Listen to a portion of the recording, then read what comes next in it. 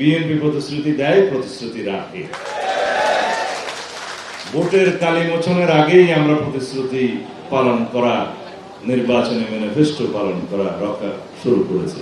আমরা উৎসাহিত হয়েছিলাম শহীদ রাষ্ট্রপতি জিয়াউর রহমানের কৃষি নির্ভর কৃষকদের সমৃদ্ধি আনয়নের জন্য বাংলাদেশের তার যে গৃহীত পদক্ষেপ সেগুলো দেখে দেশনেত্রী বেগম খালেদা জিয়া সারের ভর্তুকি প্রদান এবং কৃষকদের জীবন মান উন্নয়নের জন্য বহুবিধ পদক্ষেপের মধ্য দিয়ে আমরা এই জাতির আসল মেরুদণ্ড, কৃষকদের মেরুদণ্ড শক্ত করতে পেরেছিলাম।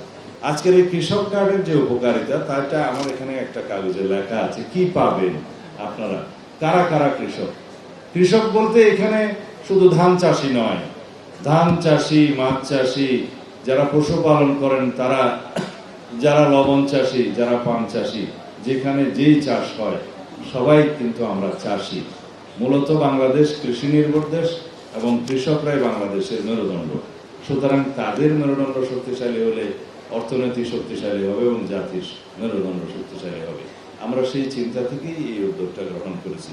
তারা ন্যায্য মূল্যে সার পাবে, বীজ পাবে, কীটনাশক পাবে, সরকারি ভর্তুকি ও প্রণোদনা পাবে, স্বল্প মূল্যে কৃষি যন্ত্রপাতির সুবিধা পাবে, স্বল্প ব্যয়ে সেচ সুবিধা পাবে, সহজ শর্তে কৃষি ঋণ পাবে, এটা বড় বিষয়, কৃষি বীমা পাবে, ন্যায্য মূল্যে কৃষি পণ্য বিক্রয়ের সুবিধা পাবে, তাদের জন্য সেলস সেন্টার, ল্যান্ডিং প্লেস থাকে, মাছের জন্য যেমন ফিশারিজ ল্যান্ডিং প্লেস থাকে, এবং কৃষি বিষয়ক প্রশিক্ষণ পাবে, মোবাইলে আবহাওয়া এবং বাজারের তথ্য পাবে, কখন ঘূর্ণিঝড়, কখন বৃষ্টি, কখন অতিবৃষ্টি, কখন বন্যা, এই সমস্ত ইনফরমেশন পাবে, বাজারের তথ্য পাবে। আর ফসলের চিকিৎসা কেউ শুনেছেন? ফসলের রোগ ব্যাধি কোন সময় কি চিকিৎসা? মাটির চিকিৎসা কেউ শুনেছেন?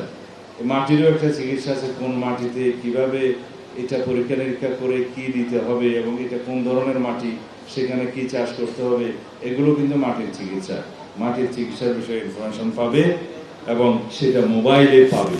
এই সমস্ত সব উপকার ডিজিটাল পদ্ধতিতে কৃষকের কাছে পৌঁছে যাবে ইনশাআল্লাহ। আমরা শুরু করেছি এই জাতিকে প্রশিক্ষিত করার জন্য। এই জাতির শিক্ষা ব্যবস্থাতে আমরা ব্যাপক একটা বৈপ্লবিক পরিবর্তন আনতে চাই, কারণ কোনো বেকার সৃষ্টির লোককে আমরা কোনো শিক্ষা ব্যবস্থা রাখতে চাই না। এই দেশের প্রত্যেকটা শিক্ষিত যুবক যুবতী, শিক্ষার্থী সবাই যাতে কর্মক্ষম হাতে পরিণত হয়, যারা দুই হাতে কাজ করতে পারে, সেরকম শিক্ষা ব্যবস্থা আমরা প্রণয়ন করছি। এবং সেই শিক্ষা ব্যবস্থার প্রাথমিক পর্যায় থেকে মাধ্যমিক এবং উচ্চ মাধ্যমিক পর্যন্ত সবাইকে একটি তৃতীয় ভাষা এবং একটি কারিগরি শিক্ষায় প্রশিক্ষণ নিতে হবে বাধ্যতামূলকভাবে, খেলাধুলায় অংশগ্রহণ করতে হবে। তাহলে পরে আজকে আমরা শুরু করলাম, 10 বছর পরে আমরা সেই উৎপাদনটা পাবো ইনশাআল্লাহ। তখন হয়তো আমরা বেঁচে নাও থাকতে পারি, কিন্তু আমরা হয়তো চোখে দেখে নাও যেতে পারি, কিন্তু এই জাতি দেখবে ইনশাআল্লাহ। আমরা মরে গিয়েও শান্তি পাবো, আমরা তখন থেকে দেখব ইনশাআল্লাহ। যারা এই বাংলাদেশের নতুন যাত্রা বিনির্মাণে অবদান রেখেছেন, সকল শহীদদের প্রতি আমি শ্রদ্ধা জানাই। 71-এর সকল বীর শহীদদের প্রতি শ্রদ্ধা জানাই, 24-এর সকল বীর শহীদদের প্রতি যারা হতভঙ্গ হয়েছেন তাদের প্রতি শ্রদ্ধা জানাই, সহানুভূতি জানাই। আমরা আজকে যে যাত্রা শুরু করলাম, এই গণতান্ত্রিক অভিযাত্রা যাতে চালু থাকে, আপনারা সবাই সেজন্য সজাগ থাকবেন, সচেষ্ট থাকবেন। এই দেশে আমার ভাই শাহজাহান চৌধুরী যেটা বলেছে যে মাদক একটা বিশাল সমস্যা,